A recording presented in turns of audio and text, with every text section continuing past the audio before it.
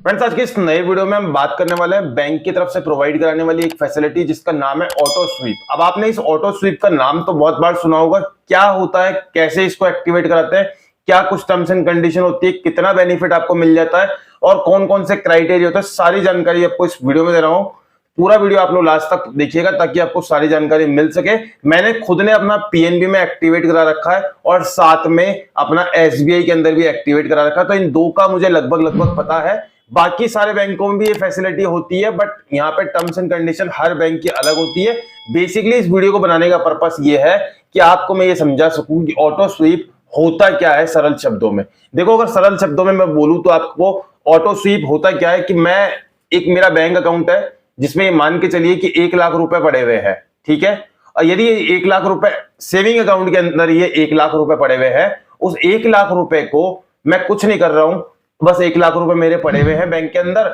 और भैया जैसे ही पूरा 1 साल खत्म होगा तो लगभग 2.75% से 3% या के आसपास तक का सेविंग अकाउंट पे जो भी इंटरेस्ट देता है, हर बैंक का अलग होता है, लगभग 3% से नीचे नीचे या 3% के आसपास का इंटरेस्ट रेट होता है, वो मुझे यहाँ पे मिल जाएगा। तो यहाँ पे मेरे को पूरे 1 साल में जो 1 लाख रुपए था उसका इंटरेस्ट कितना मिला, मात्र और मात्र केवल और केवल जो है 2750 से लेके 3000 रुपए के आसपास का, मतलब अप्रोक्स 3% यानी 3000 रुपए के आसपास 1 साल में मुझे इंटरेस्ट मिला। अब जो इंटरेस्ट है वो हर बैंक अलग अलग तरीके से होता है। मोस्टली सारे बैंक जो है वो क्वार्टरली क्रेडिट करते हैं आपके अकाउंट में, यानी कि 3000 रुपए जो है वो 750 करके आपको 1 लाख रुपए का हर 3 महीने में वो देते रहेंगे, अगर आपका 1 लाख रुपए as it is saving account में पड़ा हुआ है तो।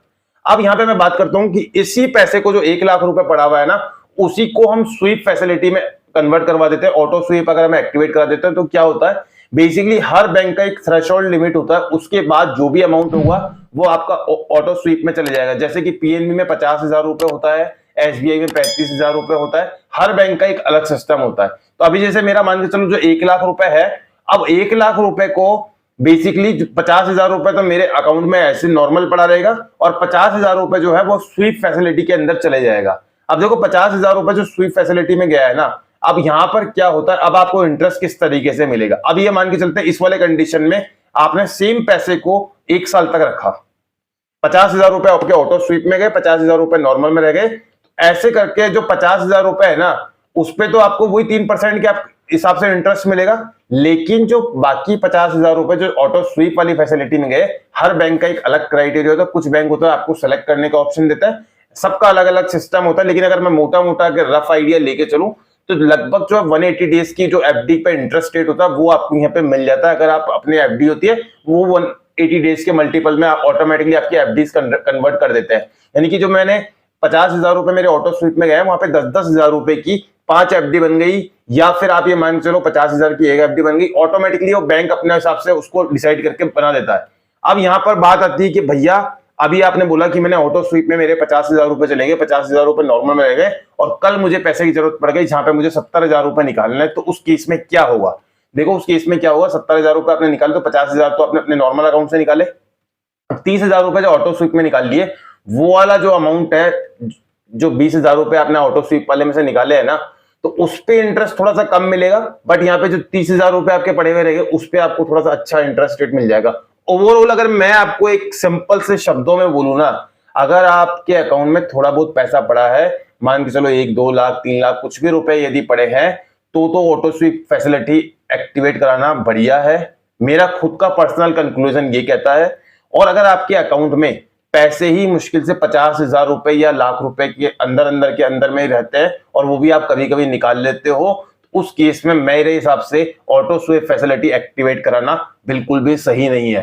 तो देखो, ऑटो स्वीप फैसिलिटी के बारे में सिंपल शब्दों में मैंने आपको समझाया कि यदि आप देखो, मेरा कंक्लूजन तो यही निकल के आता है कि हाँ, आपके पास मान के चलो 3 लाख रुपए है और आपका जो बैलेंस है वो हमेशा 1 लाख रुपए से ऊपर रहता है, उससे नीचे नहीं आने देते हो, तो भी आप ट्राई कर सकते हो। लेकिन अगर आपका बैलेंस ही 50,000 या 1 लाख रुपए रहता है और उसमें से भी बार बार जो है वो आप पैसे निकालते रहते हो ना, तो इस केस में आपको यहाँ पर मेरे हिसाब से ऑटो स्वीप फैसिलिटी एक्टिवेट नहीं करानी चाहिए। अब यहाँ पे एक क्वेश्चन और आएगा दिमाग में, क्या ऑटो स्वीप एक्टिवेट कराने के बाद यदि हमारा वो जो पैसा है वो निकाल लेते हैं तो क्या हमें बैंक कोई पेनल्टी लेता है, कोई चार्ज लेता है? भैया कुछ बैंक जो है वो किसी किसी बैंकों में इस तरह के चार्जेस भी लिए जाते हैं, मैं कंफर्म नहीं हूं इस चीज के बारे में, बट यहाँ पे कुछ टर्म्स एंड कंडीशन होती है कि इतने टाइम से पहले अगर आप निकालते हो तो कुछ ना कुछ आपसे पेनल्टी के रूप में भी ले सकते हैं। तो ओवरऑल मिलाकर के बेसिक सा जो मैंने मोरल था वो आपको बता दिया कि ऑटो स्वीप क्या होता है, और अगर आप इसे एक्टिवेट कराना चाहते हो तो भैया बहुत सारे बैंक होते हैं जिनकी इंटरनेट बैंकिंग पे जो है वहां पर आपको ऑप्शन दिया जाता है अनेबल करने के लिए अपने अकॉर्डिंग, जैसे एसबीआई देता है। और अगर आप चाहे तो कुछ बैंक होते हैं जहां पर आप ब्रांच विजिट करके बड़े आसानी से ऑटो स्वीप फैसिलिटी को एक्टिवेट करा सकते हैं।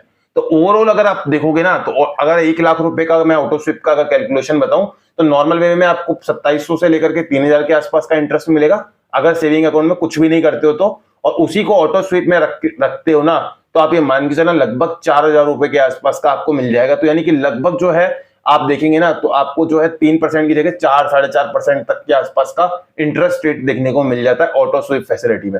ओवरऑल आपको मैंने ये इन्फॉर्मेशन दे दी, होपफुली आपको ये इन्फॉर्मेशन जरूर काम की लगी होगी। काम की लगे तो वीडियो को एक लाइक कर देना, और चैनल पे नए हो ऐसे और भी बैंकिंग रिलेटेड वीडियोस और credit card debit card related videos देखना चाहते हो तो चैनल को सब्सक्राइब कर लीजिएगा। मैं मिलता हूं आपसे एक नए वीडियो में।